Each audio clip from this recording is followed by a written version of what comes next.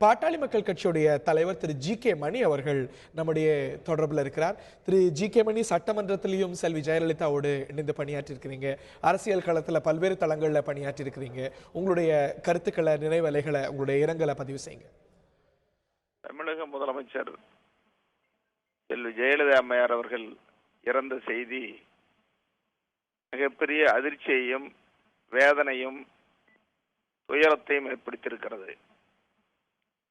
தமிழக முதலமைச்சர் அவர்கள் 3 முறை முதலமைச்சராக பதவியேற்று 4வது முறையாக பதவியேற்றிருந்த காலத்திலேதான் அவர் காலமானார் என்ற செய்தி அரசியலை கடந்து ஒட்டுமொத்தமாக தமிழ்நாட்டு மக்களுக்கு, உலகெங்கு வாழக்கூடிய தமிழர்களுக்கெல்லாம் மிகப்பெரிய இழப்பாக இன்று வேதனை செய்திருக்கிறது.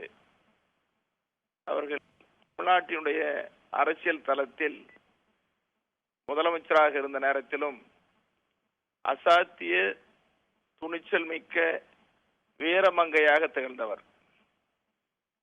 கட்சியை தனி நபராக இருந்து தன்னுடைய கட்டுப்பாட்டில் கொண்டு வந்து ஆட்சி அதிகாரத்தின் மீது துணிச்சலாக செயல்பட்ட பெருமைக்குரியவர்.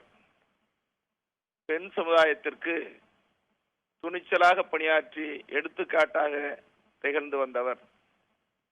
குறிப்பாக அவர் முதலமைச்சராக இருந்த நேரத்தில் நான் சட்டமன்ற உறுப்பினராக எதிர்கட்சி அரசியல் கட்சியின் தலைவராக இருந்த நேரத்தில் எங்கள் மருத்துரையா அவர்களின் கொள்கையை ஏற்று லாட்டரி சீட்டு தமிழ்நாட்டில் ஒழிக்கப்பட வேண்டும், அது சாதாரண மக்களுக்கு எப்படி பாதிப்பை உண்டாக்கி இருக்கிறது என்பதை எல்லாம் எடுத்து வைத்த நேரத்தில் அதை ஏற்றுக்கொண்டு தமிழ்நாட்டில் லாட்டரி சீட்டை முழுமையாக ஒழித்த பெருமைக்குரியவர்.